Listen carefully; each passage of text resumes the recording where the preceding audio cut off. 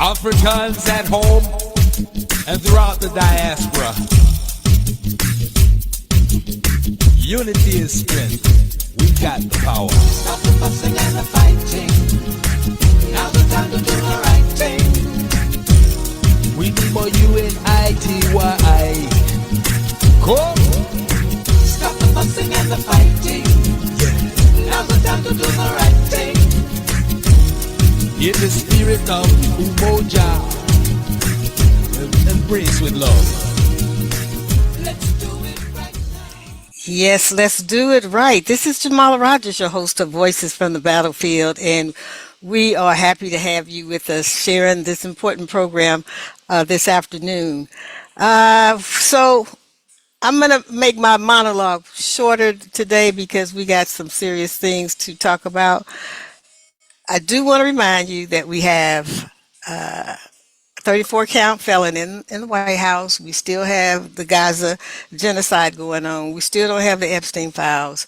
All of that on top of every day, Trump is doing something that's illegal, unconstitutional, immoral, unethical, or just plain damn wrong. I know you can't keep up with all of that. None of us can. And there's some things that we don't even know that they have been doing. But we have to slow down this wreck. Why? Because either we're going to be victims of this madness or we're going to be survivors. And I'm for us being survivors. So in order to slow down the destruction, you have to do what? You have to use your voice, your vote, and your dollar. That's how we show our power. And some of us have been doing that on these primaries, showing up, voting, and making sure that the people that we are electing have a vision about a new direction for this country. So I want you to start doing some scenario planning in your household, in your church, in your organization, the what ifs, like the what if scenarios. And so one of them obviously is repression and suppression at the ballot box, but there's some other things as well. So for example, what if the grid goes out? Because this is not just about the MAGA folks. There are other folks who are hacking as a security issue the grids for other countries. So what happens if you don't have electricity in your house, in your neighborhood? So I want you to think about those things, because there's no sense of us being caught flat-footed when some of these scenarios they're even laying out for us. They're telling us what they're going to do. So it's not going to be a surprise. So let's not be unprepared for what's going to happen. And I know it's a bit much on top of all of what you're doing, the high grocery prices, the high gas prices, healthcare being compromised, but we gotta save some energy for our own salvation, our own futures, and the only way to do that is be involved. So that's just me being the messenger. A lot of times y'all don't want to hear the ugly stuff, but if I don't bring it, who will? So today we're going to be talking about black men and suicide, and so we have some special guests today. One of them hasn't arrived here, and one of them is going to have to be on off screen because of some technical difficulties. But two of the three are here, so I'm happy about that. So we have Erise Williams, who is one of the founders of Williams and Associates. We'll hear a little bit more about that organization in a minute. And then we have Ronnie Amiyn, who is with Freedom Community Center. So welcome, both of you all. Thank you. Thank you for having me. Good. So one of the we just launched yesterday the initiative, Black Male Suicide Awareness Initiative. And hopefully some of you all saw that on Channel 4. But this is important because this is something we've been all, I think, thinking about, but we didn't have the catalyst to bring it all together. But it's really a crisis. We are in a crisis with our young black men, and it's not just about the behavior. It's really about the suicide, the homicides too, but the suicides. I think we could probably have a little bit more power over that and some interventions than homicides. But we need to work on both of them because they're forms of violence that are, in many ways, part of the environment that's perpetrated by the system of capitalism that we live in. So we are always trying to have some impact about that system. So I want to start with I'm going to start with Ronnie because to talk us a little bit about Freedom Center and what it does. Um, and because you are a newbie compared to Williams and Associates, I'm gonna have you go first, and then Dr. Palmer has joined us, and so I'm gonna have him do his. So tell us what is the scope of work that you all do and how you do it. So, Freedom Community Center. Well, first, thank you for having me. I greatly appreciate you, and I consider it to be an honor to just engage with you, but to definitely be on your show. But Freedom Community Center, we're a Black-led restorative justice organization, and uh, our mission is to um, dream of a better tomorrow for us in terms of how we respond to harm and violence. We consider ourselves a restorative justice organization that is centered in abolitionist practices. That means that we would love to employ measures that are outside the scope of the carceral system. We don't believe that our salvation would be found in more policing, more courts, more jails. We believe in community-based solutions. So we've created this beautiful movement of survivors that will meaningfully address harm by, you know, dreaming about different ways of addressing the harm. So we support survivors of violence, heal from the trauma that was imposed into their lives due to the violence. That's something that the system does not do. The system says a harm happens and we're going to create and continue the cycle of harm.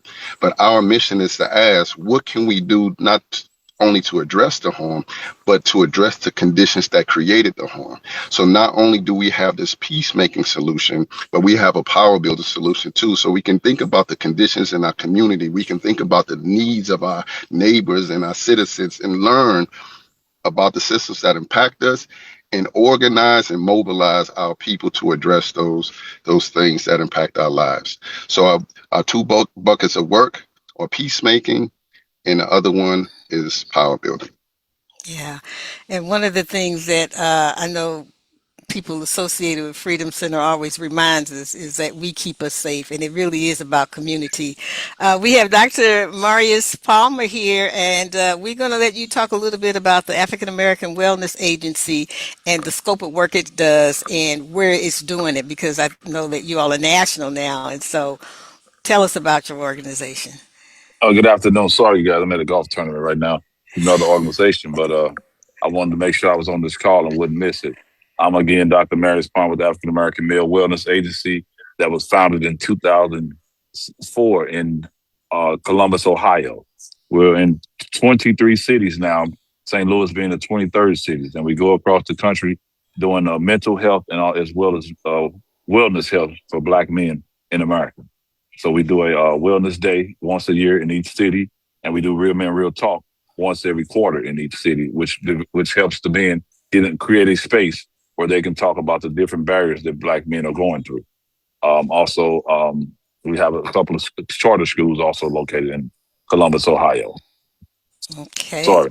No, that's okay because if you're outside, you might have more than that swinging at you. So, so yeah. So I knew that the umbrella agency was older, but how long have you all been in St. Louis? A couple of This years? this is the first year, First 1 year. year.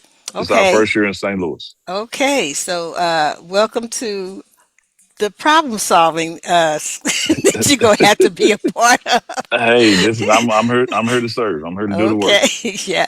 So Erise, you the OG on the call. You all actually going to be celebrating your 25th anniversary next year. So tell us about the scope of work that Williams and Associate has, and it's a lot, and you all have expanded over the years. So talk about it.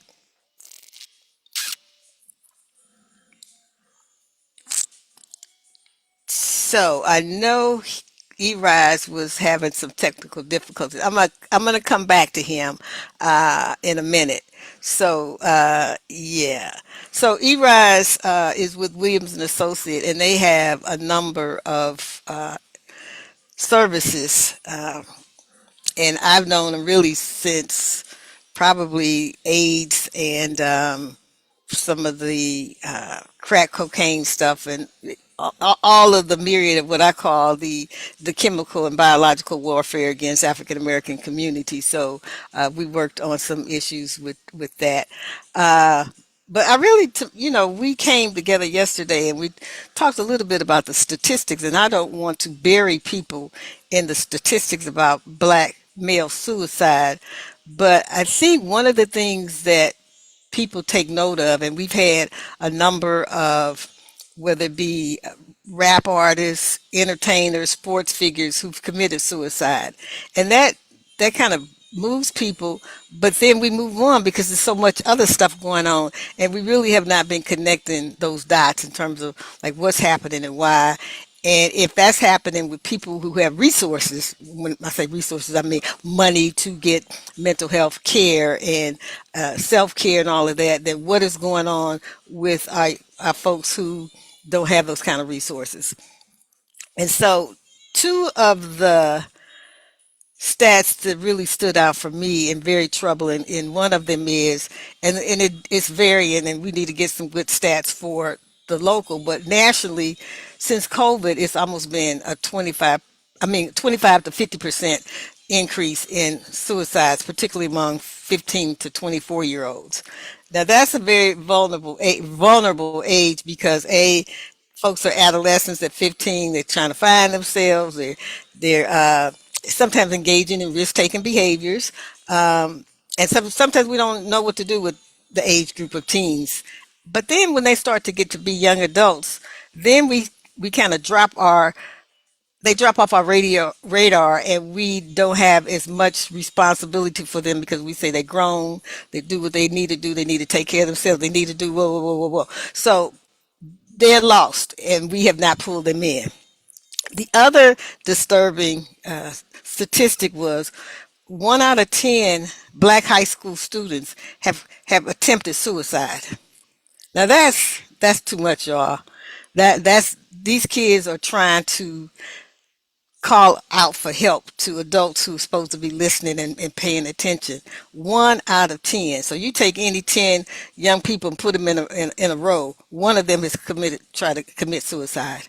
So those are the kind of disturbing statistics that brought the group together that launched the initiative yesterday and had the press conference yesterday. I do want to just talk about what each one of your organizations, the relationship they've had to men in particular who have attempted suicide or who have talked about suicide, and families who are now left with a loved one committing suicide. I'll start with you, Ronnie. So our focus hasn't been, um, s- uh, our approach hasn't been suicide focused, right? Suicide awareness focused, but the scope of the work encompasses that. So to support the people whom we deal with, we have therapeutic support specialists to help people process the trauma, the harm that they experience, and help them just navigate through life. Our people are carrying a whole lot, man, and it's difficult to do so without being burdened with that feeling of despair. So it does well when people are integrated to community and provided with like resources that help them process the ups and downs of life. That's just the typical thing of what we do, but we are also partnered with another organization called Black Men Build.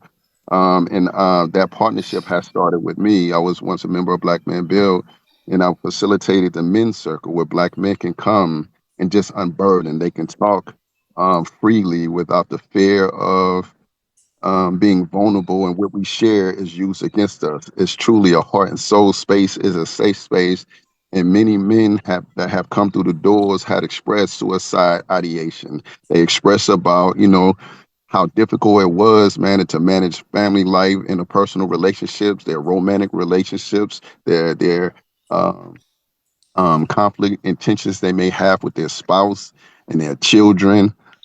So we have created a safe space or help cultivate a safe space, excuse me, help cultivate a safe space where black men can come and just freely talk and get supported by other black men. But the beautiful thing is we think we're on this journey alone. We think that we're only the only person to experience these harms or these traumas. And imagine how much um there's a word I want to use, excuse me. No, go Um, ahead. I go to what those. Yeah, but just imagine how much of the burden is lifted when you discover that other people are experiencing the exact same thing. So not only do we have space to talk, but people who have went through it are able to share what their experience was. And that is so helpful for somebody who is just battling life, especially one of the the younger brothers. And I remember there were times where we had some young brothers. We used to just keep the group like 18 and up men because we're talking about serious stuff. Hmm.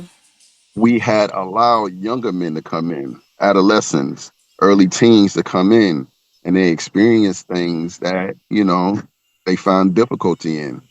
And when they heard the stories of the adults or the other brothers about what their experience was. Like that was like a turning point. And not only Hmm. now that we just don't have a conversation, but we have what we needed in tribe. We have mentorship. We are building relationship. And that is one of the focuses of what we do as Freedom Community Center. But as what we intend to do with the healing circle is to really build relationships, right relationships that we can support one another on a day-to-day basis and not just in an official capacity.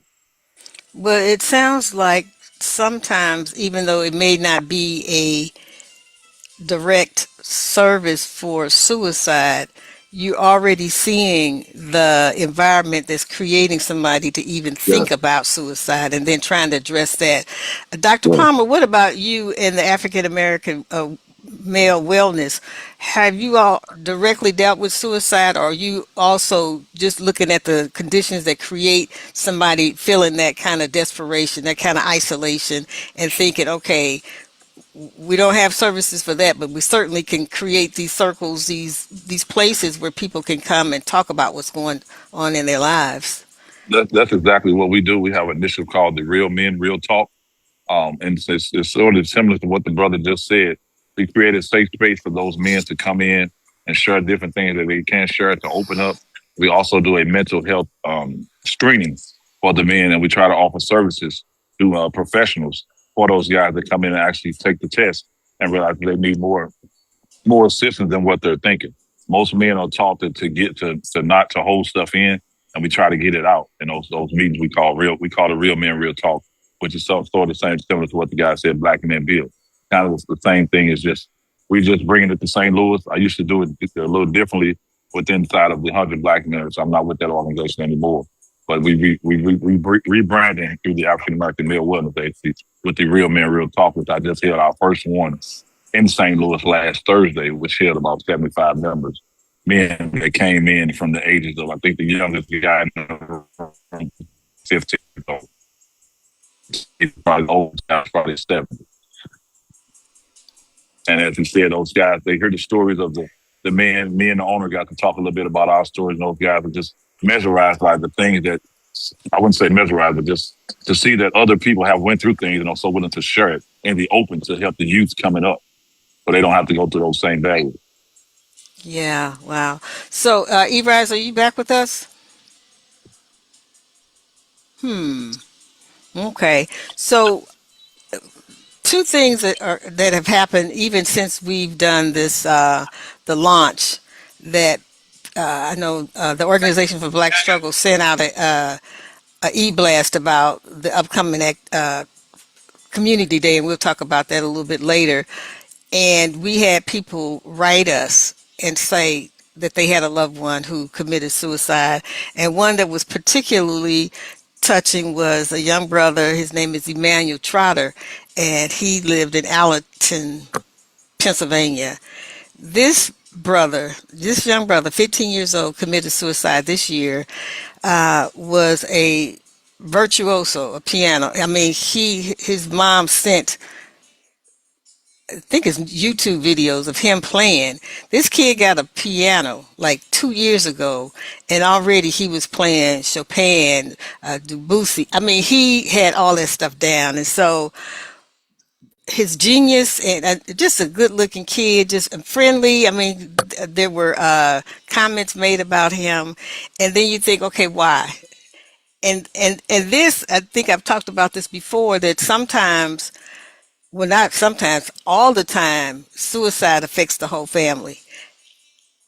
And people are left with questions, with guilt, sometimes with survivor's guilt. And I've even seen this with friends, like, why didn't I see this or why didn't I do this? So there's guilt, there's the stigma of somebody committing suicide in your family, and it's pretty overwhelming, and particularly if you don't have anywhere to go, if there's no services.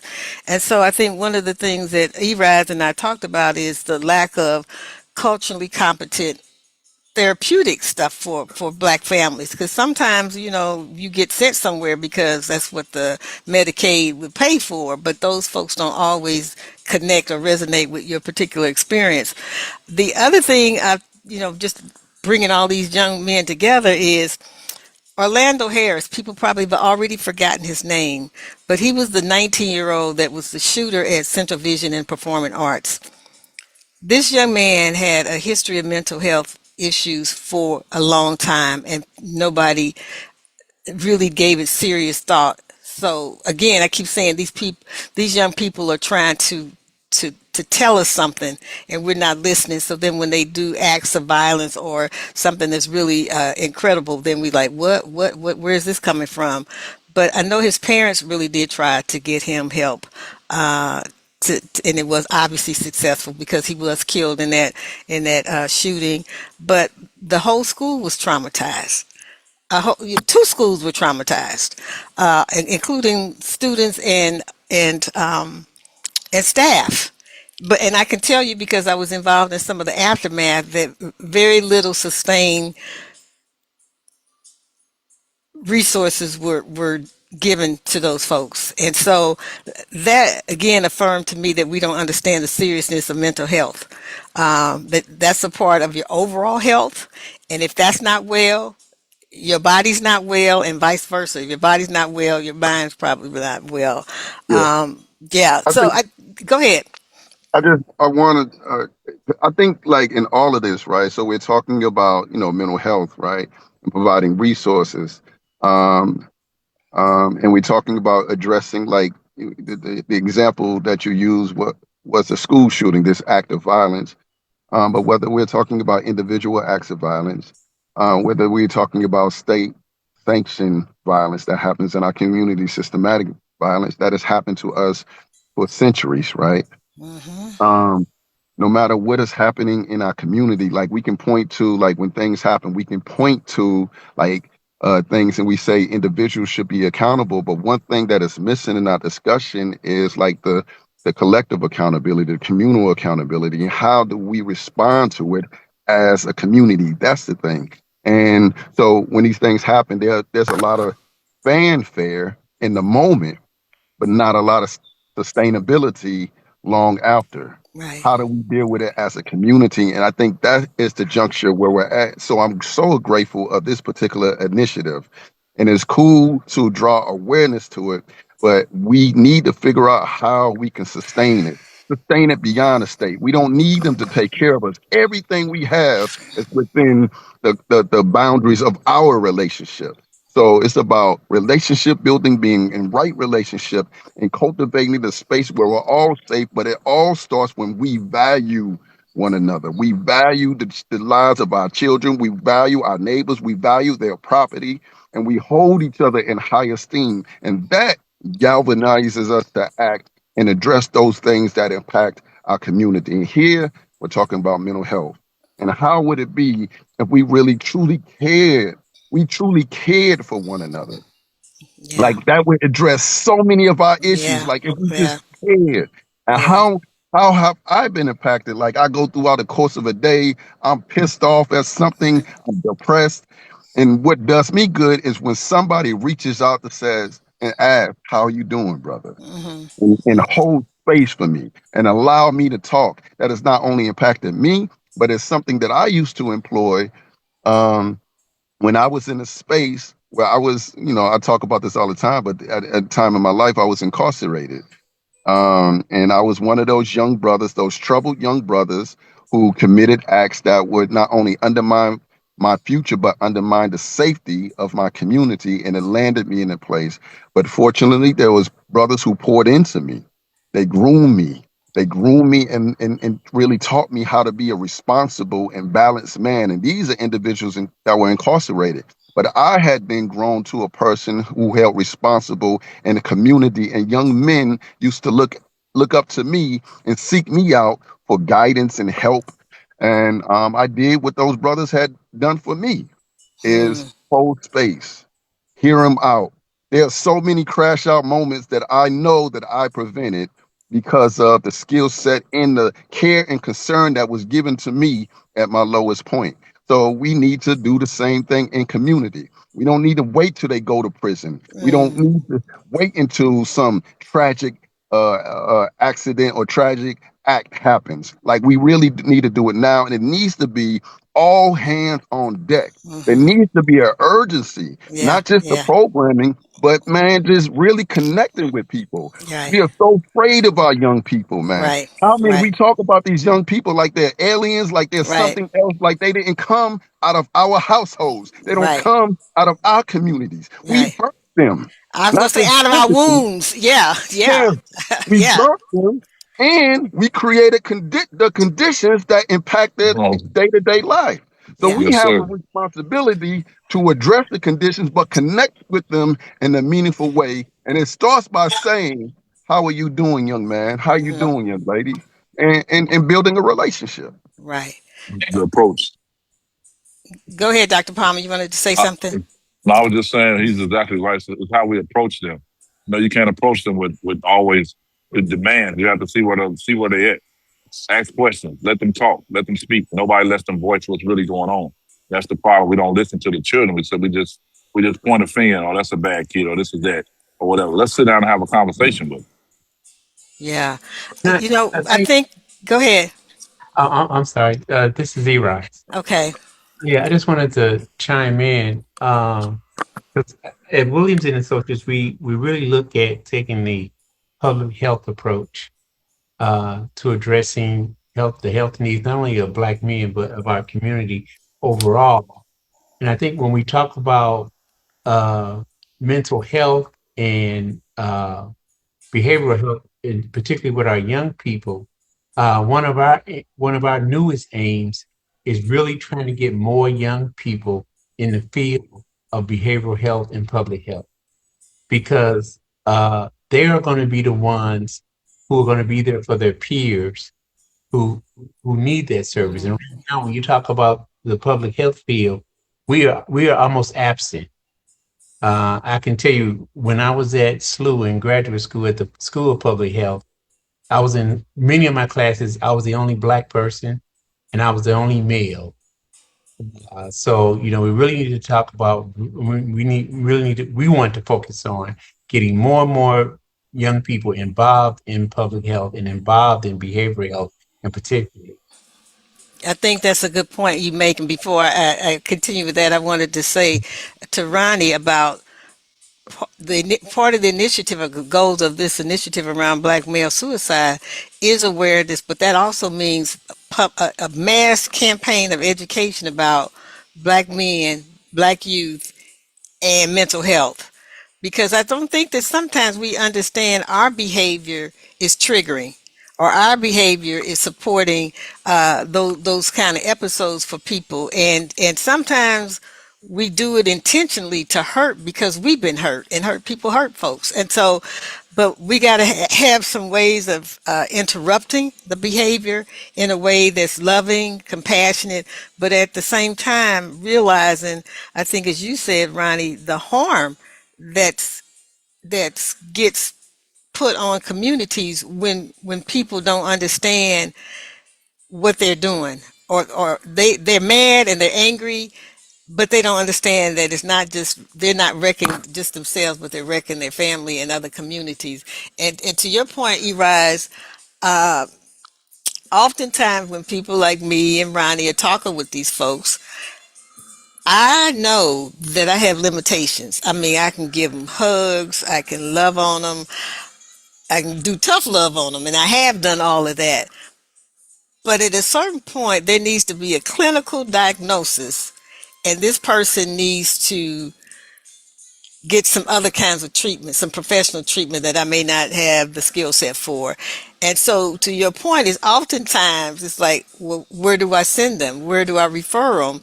And that's when the resources get meager, because I personally want to put them somewhere where I know the people are going to be there, listen, they're going to do all that they're supposed to. They're not just trying to get a check, they're not just trying to bill Medicaid. They actually have a genuine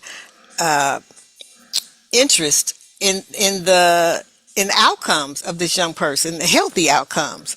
And so how do we get our community to respond to mental health for ourselves, but also for our most vulnerable, and that's the children, that's being exposed to emotional trauma, physical trauma, sexual trauma.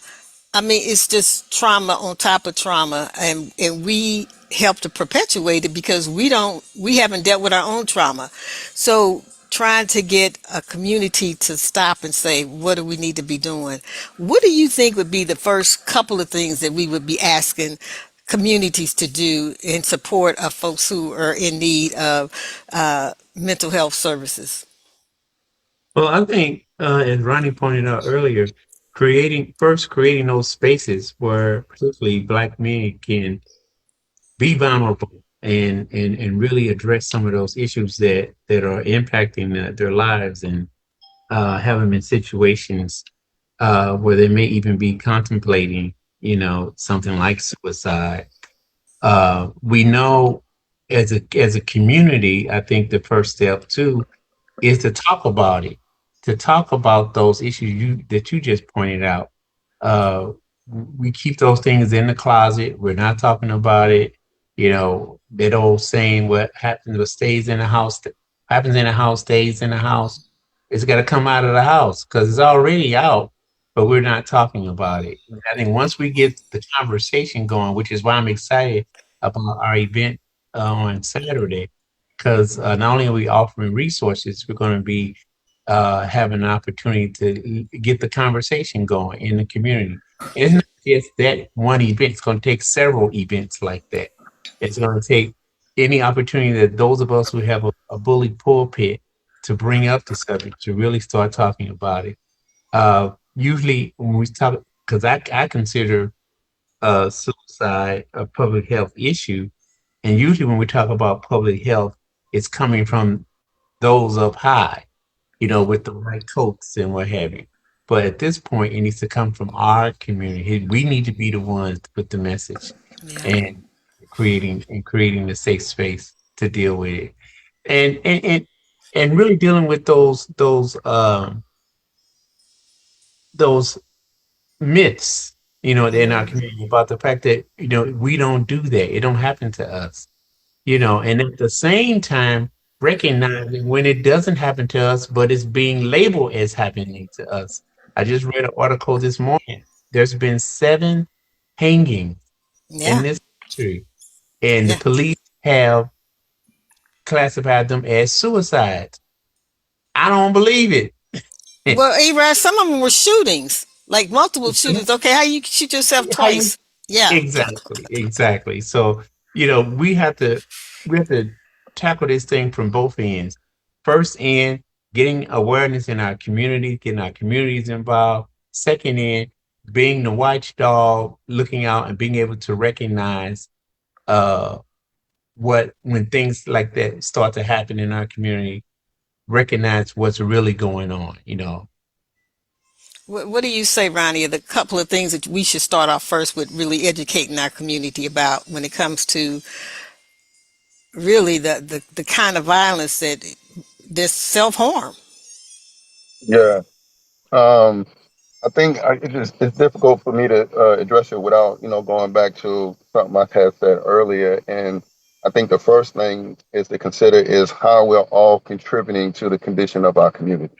How we are all contributing to the conditions of our community, and address some of our own things, the things that are happening within our own households, within our own community, and then the community at large. And Ronnie, can I interrupt you there? Because yeah, that definitely is my perspective and philosophy that whenever there's a problem in our community, we need to ask ourselves, what part of this do I own? And yeah, what part of this can I have some agency over? Like, what can I do to solve it? And I've had not a whole lot, but I've had some pushback from people who say, well, you letting the system off the hook. That's the bigger problem. So what would you say to that? yeah. There is a such thing as individual accountability, and there is a thing of community accountability. And yeah, we should hold the system accountable, but we all have agency. Like, Mhm. we all have agency. We control our own actions and our own thoughts and our own feelings. And we can just think of how we have impacted something or someone. Or we may not even done something, but certainly there are so many areas in which we have dropped the ball because the system ain't, you know what I'm saying? The system don't got their hands on our kids day to day. But they will have their hands on our kids. And when they do, we're gonna whine and we're gonna cry about that. I'm not saying that they don't deserve criticism and critique. I'm not saying that there isn't action that shouldn't be held and mobilizing our people against the system. But at some point, you have to acknowledge the things that you have done and the things that you haven't done when it comes to whatever issue that is in your community. These are our children. These are our children. So we first have to ask, like, what's going on and how do we contribute to the conditions? And part of the solution is what we're doing now, creating a space where we can come together as a collective and address them. Like, you never, you can never imagine like the positive impact just by curating the space, creating the space. I remember, if you have time, I just want to talk Mhm. about one issue. So I was facilitating the men's circles for Black Man Bill, and there was an individual whom I was trying to get for a while to come on out, and he had finally came out. And let me turn this off. Let's make it. And he had finally came out, and he was there, and he was in such despair. He was hurting. He said it was difficult for him to get out the bed every morning because of the passing of his son. His son had died in this tragic accident that was due to some violence. Somebody was trying to escape the police and they crashed into the car of his family, and his family was ejected out of the car.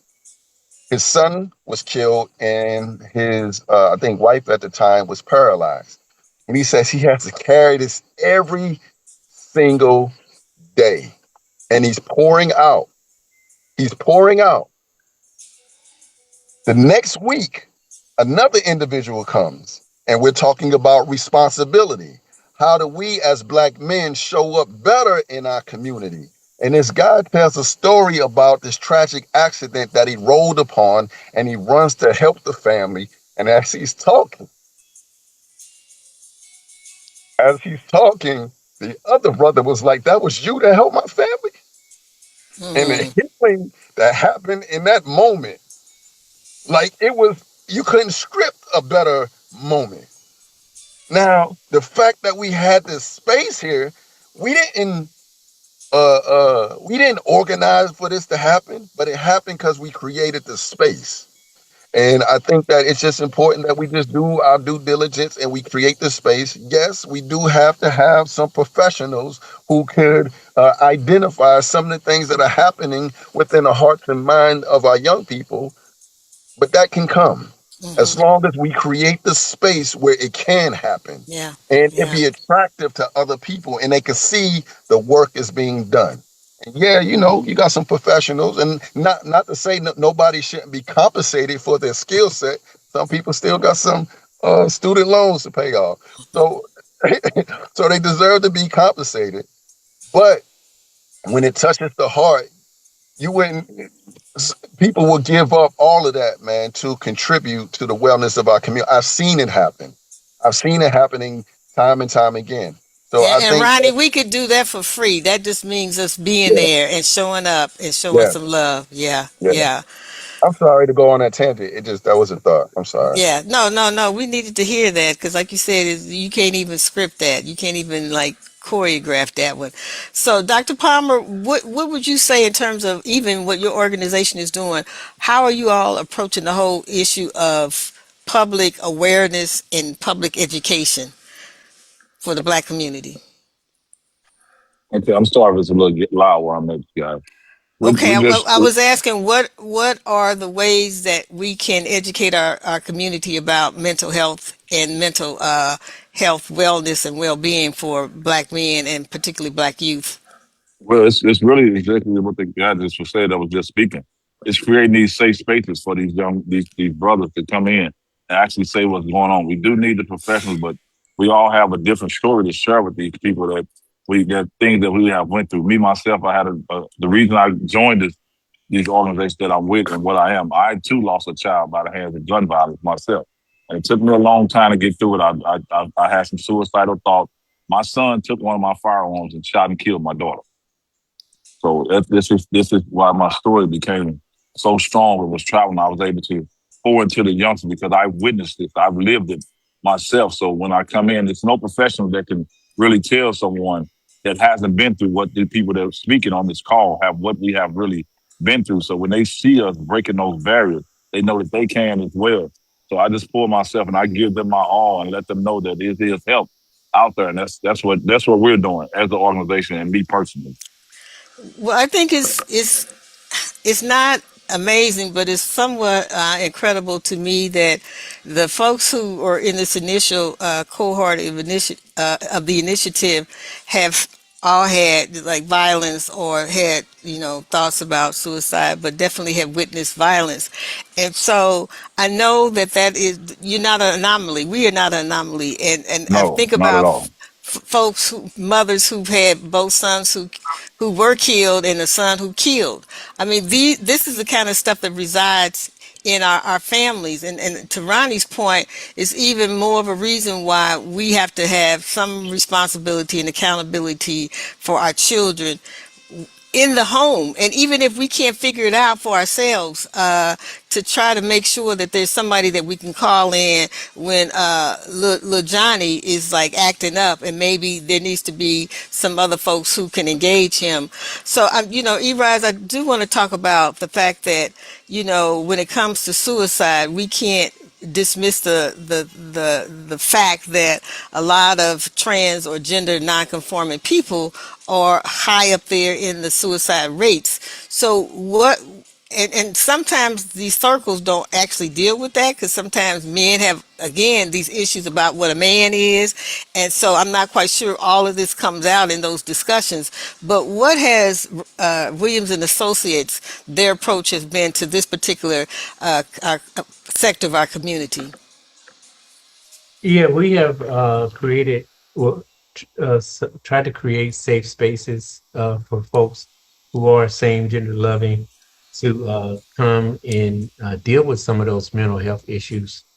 We have a drop-in center called Rustin's Place, named in honor of Bayard Rustin. Um, and we've been doing that project for at least almost 10 years now. And we have gotten some real good personal testimony from some of the young men who have come through the doors about how having that opportunity to meet other folks who were going through the same thing. Like, I don't know if it was Ronnie or somebody said earlier, you think you're the only one. Hmm. Then you find out that there are other brothers out there who are going through similar situations. And having it so that they're in a space where it's non-judgmental, Mm. and they feel comfortable, they're not being judged. Hmm. and then also giving them tools, coping mechanisms on how to cope from the greater society when these is hitting them with these different uh, issues, in terms of their lifestyle, in terms of their being, who they are, and really trying to deal with it. Because and oftentimes what really stands out for me, and because we were talking about some of the other two guests were talking about having people with lived experience, that is so important, and there's nothing that professional trained people can do if they can't take the place of that lived experience. And we see the same thing when we talk about working with the same gender loving folks, particularly with our young people, having them being able to meet other folks who have that lived experience and who learned how to survive and cope. So being able, again, I can't say enough about creating safe spaces, and not only just safe, but courageous spaces. I call it too, because it takes a lot of courage to say this is my issue. I need help. I mean, it takes courage to say that you need some help. Yeah, it reminds me of when Curtis Royston, when he made his comments at the press conference. Really, it took me really deep. Is he said that suicide, just thinking about it, does not mean you're weak. It means you're human. And I think about that all the time because I can't, I have to say that I believe, I've not done my little survey, and sometimes I do these little unofficial surveys, is that most black people at some point in time have thought about suicide in their lives. Because Mm. the stuff just gets so hard on you, so repressive, that you see that there's no other way out, and it would be better for you, or maybe even better for your family, if you weren't here. And so those are human thoughts. And so if we know that those reside in the hearts and minds of our people, then how do we make sure that folks never get to the point where they feel like I need to actualize this because nobody really cares? And the isolation, I think you even pointed this out, Erise, the isolation, the stress, I mean, that's going to be more as we continue out this year 2026 with this fool in the White House. And so Yeah. I think the stress levels are going to be off the chain. So how are we looking to support each other under these conditions? And so and I would just say, not just organizationally, but what to our listeners, what would you ask them to do with people that they see that are seemingly having some a mental health crises? And there's a range. It might be a small one where they see some behavior stuff, or it might be I'm going to kill myself. Like what does it mean for them to have to intervene as a sort of layperson? Yeah, I think uh, making themselves available, when they see it's happening, letting the person know that they're there. And sometimes, not coming with the idea that you're going to rescue somebody or, Fix you them. fix them. Yeah. But sometimes people just need you to be there and know that you're there and that they're being seen, and sometimes that's just a matter of listening, not coming with all the answers, but just listening and hearing them out, uh, and supporting them. And you'd be surprised how far that goes. And Mm, I was really touched about a year ago. We had one of the young men in our program, and I hadn't seen him in about 8 or 9 years. And I saw him. He doesn't live here anymore, but he was in town visiting, and I happened to run into him. He came to me in tears. He said, "Mr. Williams, you don't know, you saved my life."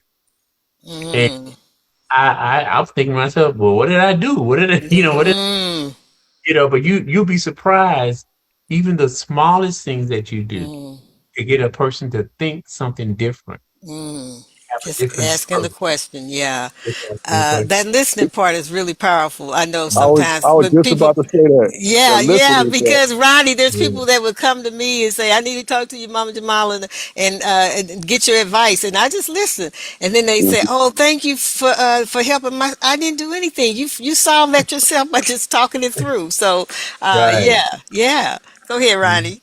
Yeah, no, that was the point. And I think we'll do better with learning how to hold space, learning how to listen. As the brother said, sometimes we want to come with all the answers, and we're meaning well. We Of have course. very good intentions, um, but sometimes that's not the best way. Sometimes it is just listening, just holding space for them, Right. and and then one thing that we said, but I don't think I've heard it like the actual word or terminology, but somewhere where um uh shame is not present. You know what I'm saying? Mm-hmm. They don't have to feel shame. Mm-hmm. That's part of it, man. People experiencing things in life where there's a lot of shame associated with whatever it is they're experiencing or something they have done or may not have done. And they need to know that they can feel safe here, and not hold that shame that someone uh, won't be judging them. We said non-judgment, but somebody won't be judging them due to the whatever it is that's haunting them. Yeah. So, one of the things that we have going with the initiative is on Saturday from 10 a.m. to 2 p.m. is a community day for hope, healing, and wellness. And we are inviting, it's a community event that we are inviting with an eye on people who are really struggling with mental health, but really the community is struggling with either their own mental health or watching somebody else struggle. So it really is an all y'all come kind of thing so that people can, before you have to get confronted with an actual situation, that you're getting information and access to resources. So when it does happen, you know exactly what to do. So that's going to be Saturday, August 22nd at at Northside Movement Center at 5939 Goodfellow, and we'll be there that time. Some of these agencies and organizations will be set up to give you information, to talk to you, and we just want to again create community. We make community safe, and community is an integral part of healing. So I also know that some of you all have upcoming programs or events that we need to know about.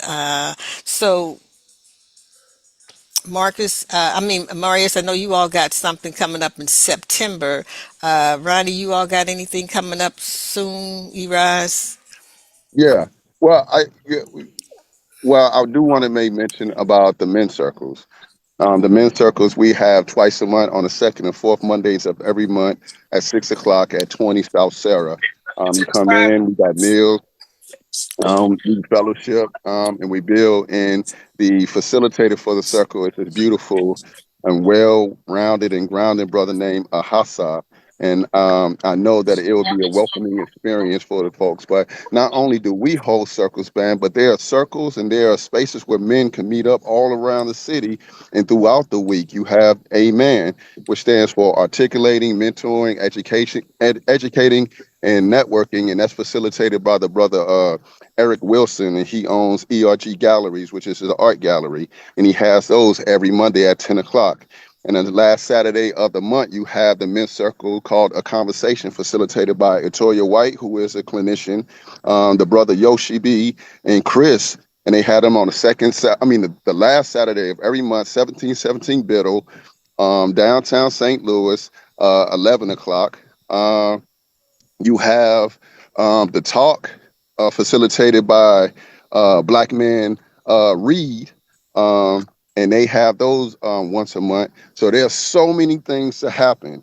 I mean, there's so many things happening, so many things that we can tap into that curate the space for us to engage with one another and promote wellness, healing, and community. Yeah, and Brother Toya just gave me the dates for those circles, and so we need to somehow put those together so people will see it in all together in black and white, and based on their schedule, they can pick one and check it out. Erise, what do you all have coming up? Well, we have our usual recovery group, Smart Recovery. And this is for those brothers and sisters who are in recovery, not just from substance misuse, but from any addiction. Unlike NA and AA, these particular groups are not necessarily religious based. They're just, ways and tips on uh, dealing with your addiction. from how you can take self-control in terms of dealing with your addiction. We do it every Thursday at 6 p.m. at our South City Service Center at 3030 South Grand, Suite 201.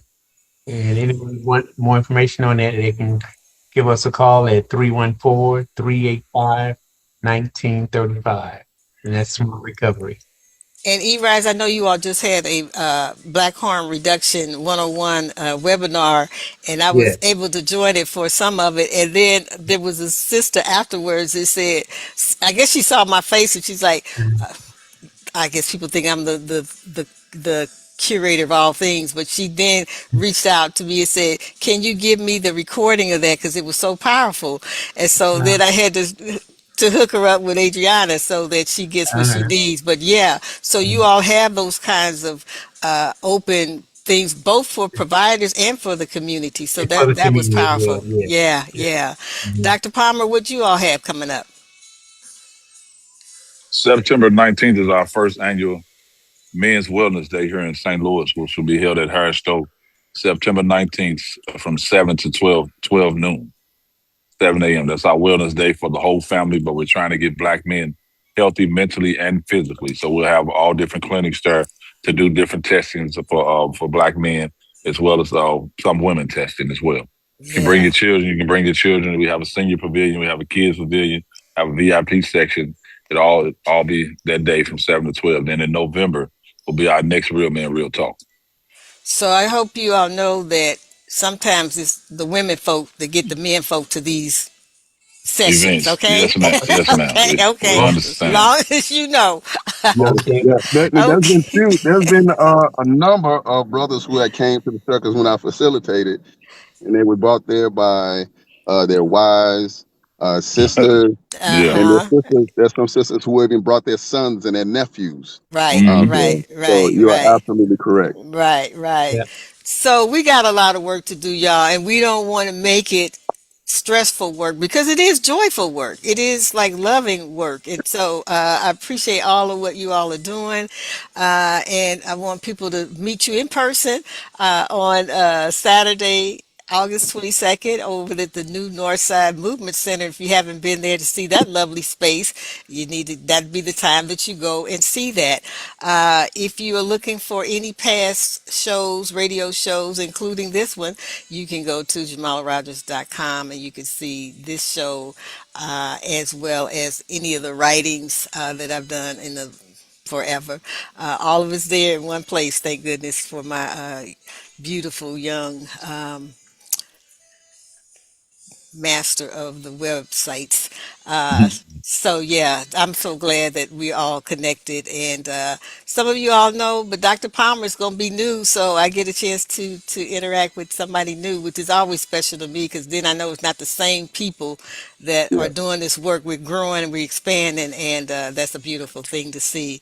So I thank you appreciate all it. for all that you do, and I will see you on Saturday. So I And just Can I for have a add my, one call. more? yeah, for my Yes, other sir. I forgot. folks, I'll be so yeah, remiss that I didn't add Men on a Mission. Men on a Mission facilitated by Mission St. Louis. The brother Kenny Petty facilitates that as well. oh, okay, okay. So we got a That's number. on Mondays, right? Yeah, Mondays Yeah. at 5 o'clock, Mission St. Louis. Yeah, I've attended Okay, that once. okay. All righty. My people, I'm gonna end with, you know what, you got your assignment. Don't give up your vote, your voice, and your pocketbook. That's all your weapons of struggle to make your lives better. And so let's do that. This is Jamala Rogers, your host of Voices from the Battlefield, and I will see you on the battlefield. Africans Thank you at for home listening. and throughout the diaspora. Unity is strength. We've got the power. Stop the fussing and the fighting. Now's the time to do the right thing. We need more UNITY. Come. Stop the fussing and the fighting. Now's the time to do the right thing. In the spirit of Umoja, embrace with love.